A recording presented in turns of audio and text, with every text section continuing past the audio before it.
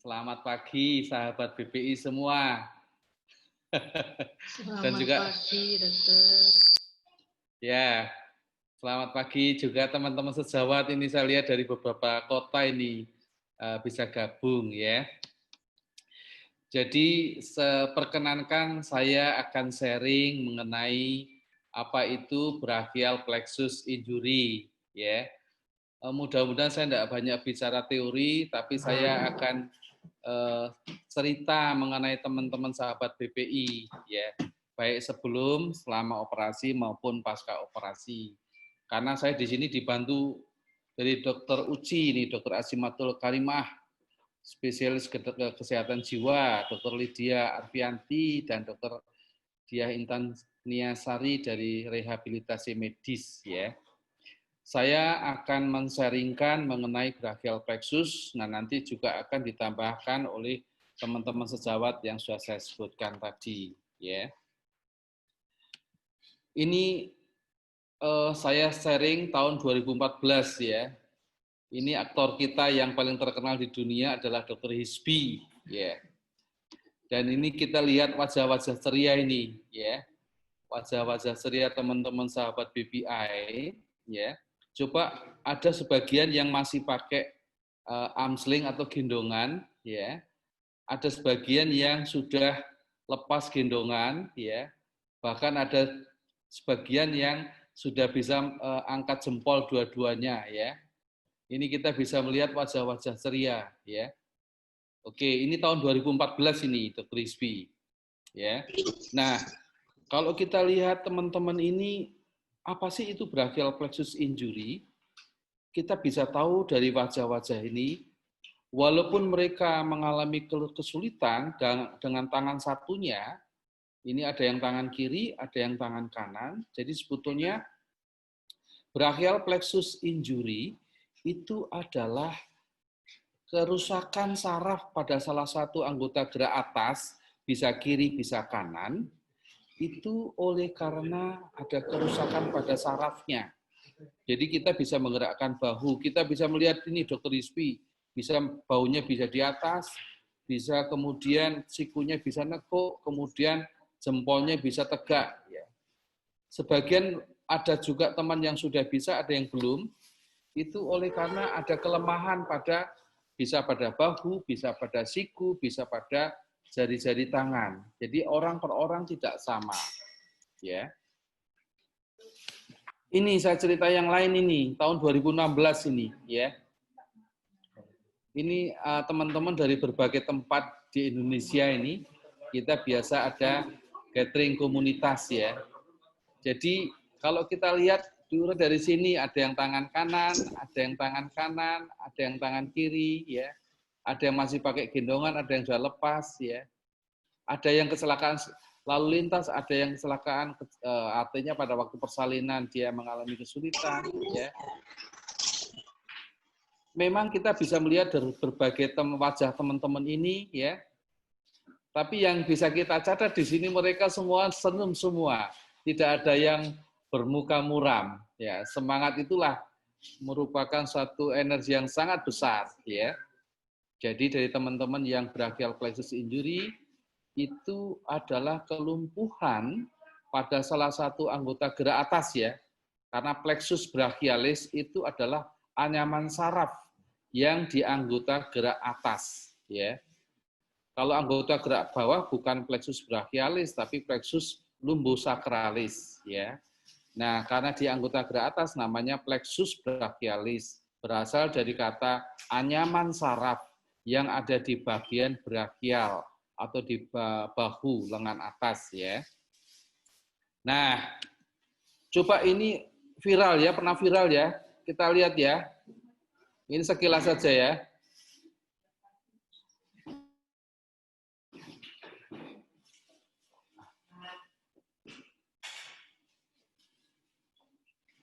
Iya, oke. Kalau kita lihat seperti ini, ya, kalau kita lihat seperti ini, itu istilahnya kecelakaan lalu lintas yang sering dialami pada sepeda motor, itu yang sering terjadi adalah tangannya kena benturan atau kena tarikan dan sebagainya. ya. Nah, ini saya juga minta izin, ada satu teman kita dari Banyuwangi nih kalau nggak salah ini ya.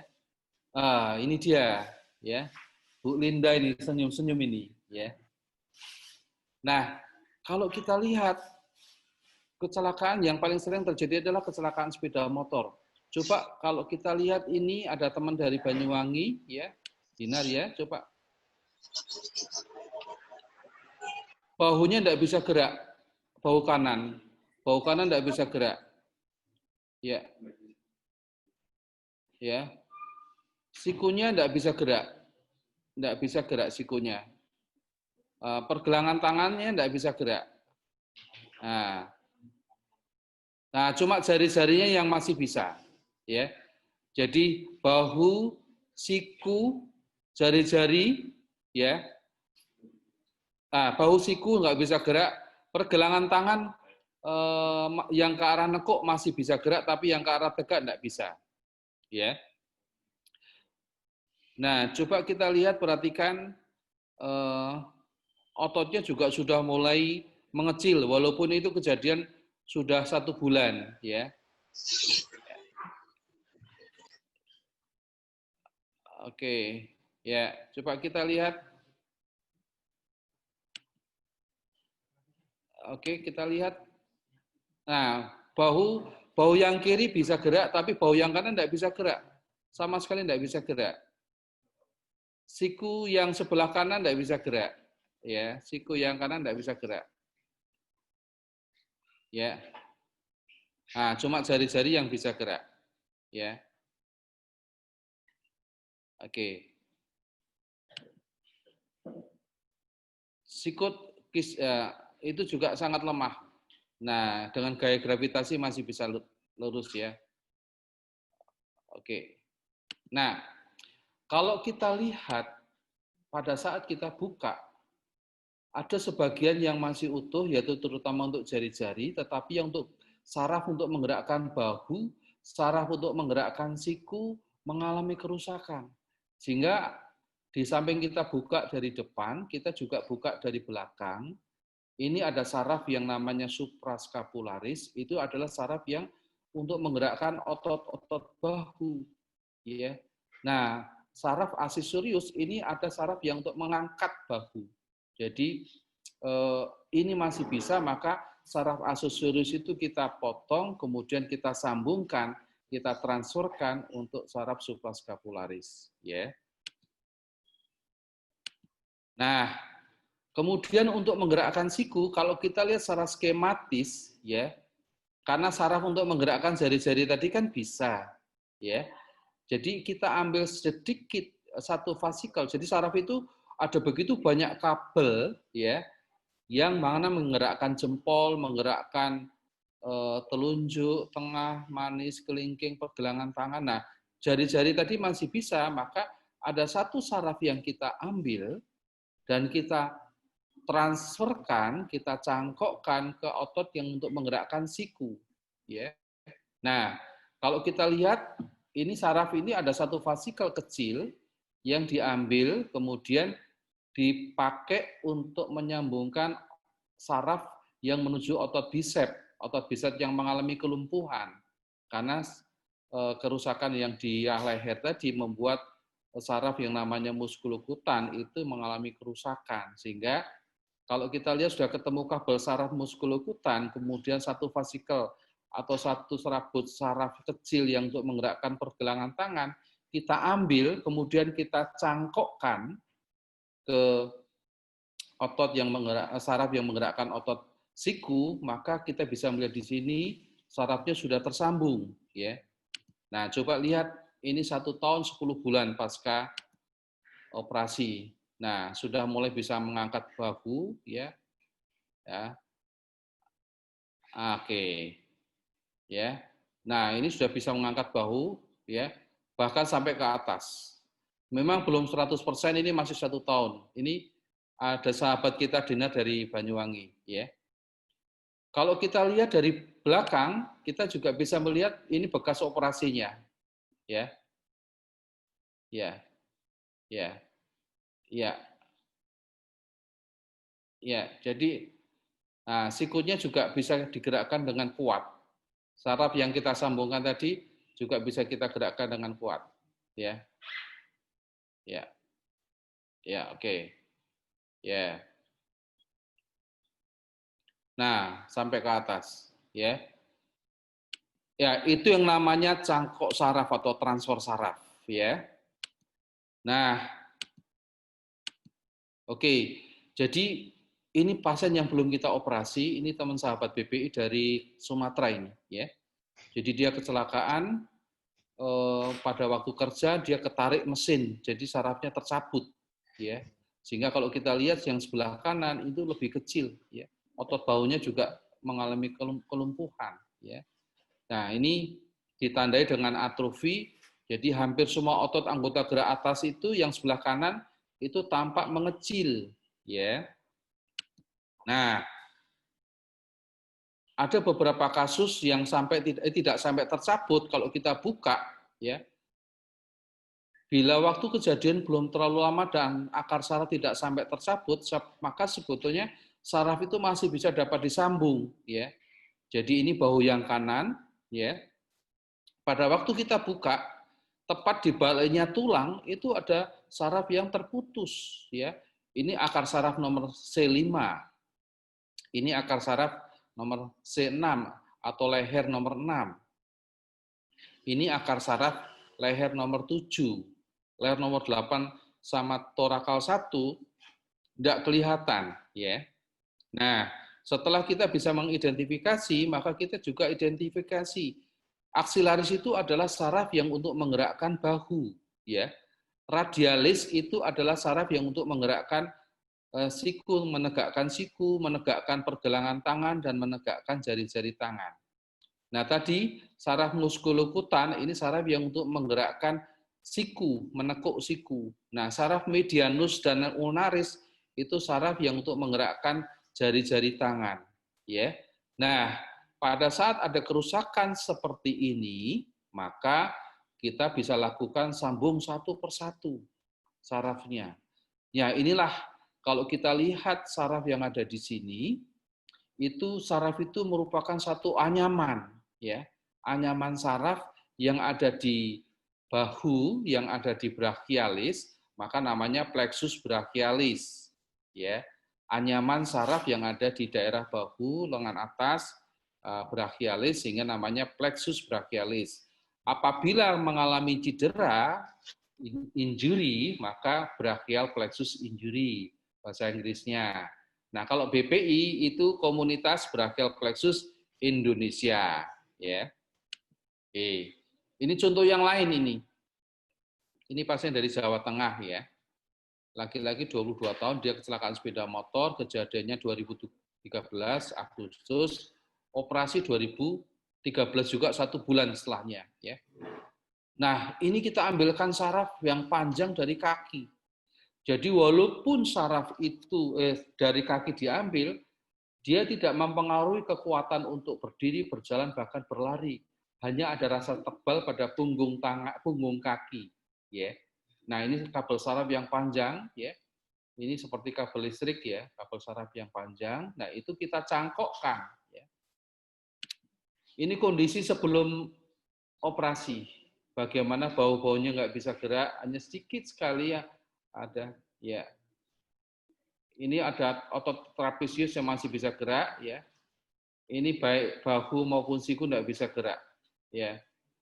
Termasuk tangan juga tidak bisa gerak, ya. Tidak bisa gerak, ya. Ini jari-jari tidak bisa gerak. Yang kiri tidak bisa gerak, yang kiri tidak bisa gerak, ya. Oke, ya. Oke, tidak bisa gerak, ya. Oke. Nah, apa yang kita lakukan pada pasien ini yaitu saraf yang dari kaki tadi dicangkokkan. Jadi ada saraf yang dicangkok dari akar saraf nomor 5 itu dicangkokkan ke supraskapularis. Saraf yang untuk nafas karena banyak yang tercabut sehingga kita cari yang saraf yang lain itu kita sambungkan, kita cangkokkan ke muskulokutan, ya. Kemudian accessorius ke medianus, ya. Nah, ini 4 tahun pasca operasi nih. Ya. Nah, ya.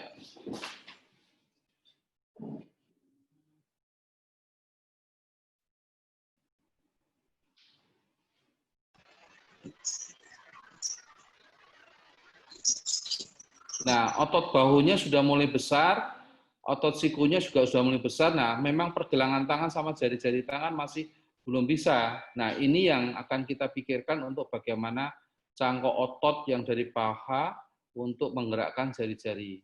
Ya. Yeah. Oke. Ya, oke.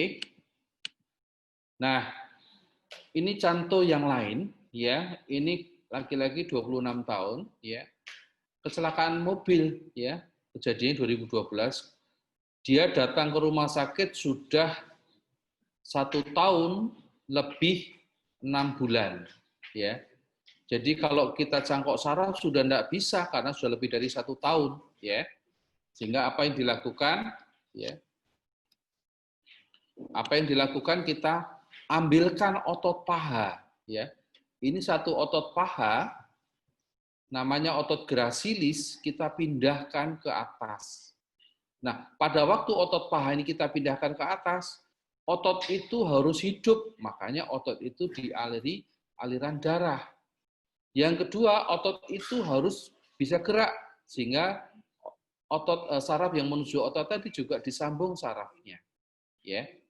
Nah, ini adalah 1 bulan pasca operasi, ini kulit yang kita tanam itu hidup, artinya menunjukkan bahwa otot itu pun juga hidup. Bahkan 1 tahun pasca operasi, otot yang sudah hidup tadi bisa bergerak lagi. Jadi sebelumnya tidak bisa bergerak ini. Ya. Ini 1 bulan, jari-jarinya masih bisa gerak, karena ini kerusakan sarafnya adalah akar saraf nomor 5 dan nomor 6, leher nomor 5 dan nomor 6. Kemudian 2 bulan juga belum bisa gerak sikunya, ya. Tetapi yang jelas hidup, luka operasinya sudah kering, ya. Nah, belum bisa, ya. Baunya belum bisa, ya. Oke. Nah, evaluasi ini 5 bulan ini sudah mulai bisa ngangkat. Nah, ini latihannya luar biasa ini, ya. Nah, ini 4 tahun sudah bisa ngangkat anaknya sendiri, ya. Bahkan bisa aktivitas lagi, ya. Nah, ini bahkan bisa aktivitas lagi, ya. Oke. Ya. Ini Mas Ferry nih dari Mojokerto, ya. Oke.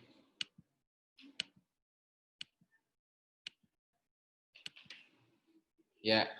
Jadi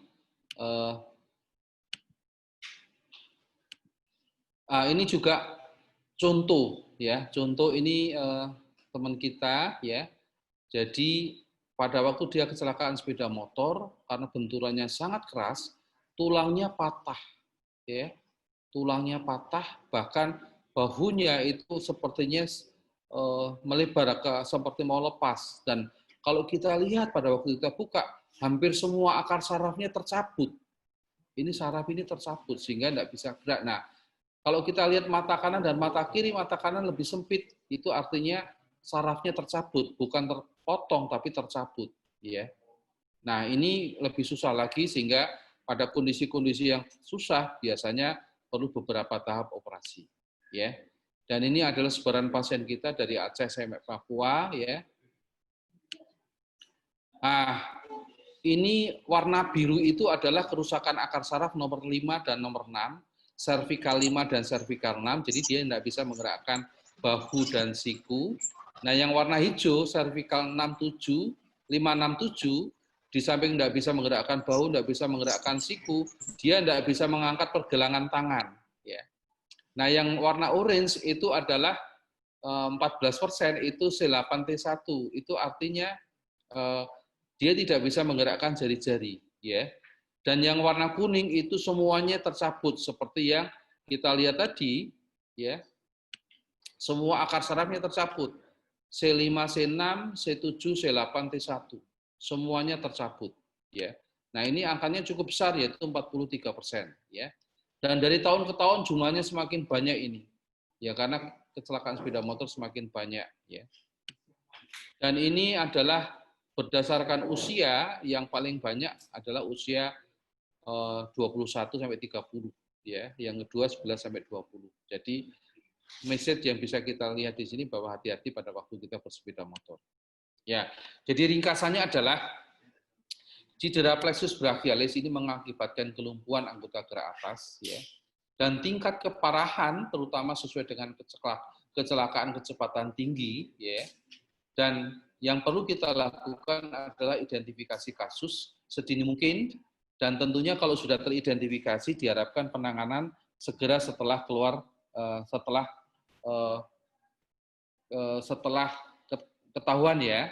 Dan ini kalau perlu dirujuk ke rumah sakit dengan fasilitas bedah mikro, ya. Nah, penanganan yang baik itu mulai sebelum maupun sudah operasi, ya. Nah, pilihan operasi mulai dari penyambungan saraf, cangkok saraf atau transfer saraf hingga cangkok otot. Dan penanganan pasca operasi ini memerlukan ketekunan. Nah, ini dia, ya. Tadi baik sebelum maupun setelah operasi itu perlu ketekunan. Nah, ini perlu teman-teman perlu bagian latihan atau juga rangsangan saraf maupun otot. Nah, tentunya ada tim kita yang membantu juga, tim dari rehabilitasi medis, ya. Yang ketujuh, jaga semangat dan pantang menyerah dan untuk terus berjuang. Nah, ini tentunya Dr. Asimatul Karimah ini bisa memberikan penjelasan banyak hal ini, ya. Jadi semangat ini merupakan suatu energi yang kuat untuk menjalani masa-masa di mana dia harus latihan dan sebagainya. Ya. Terima kasih. Demikian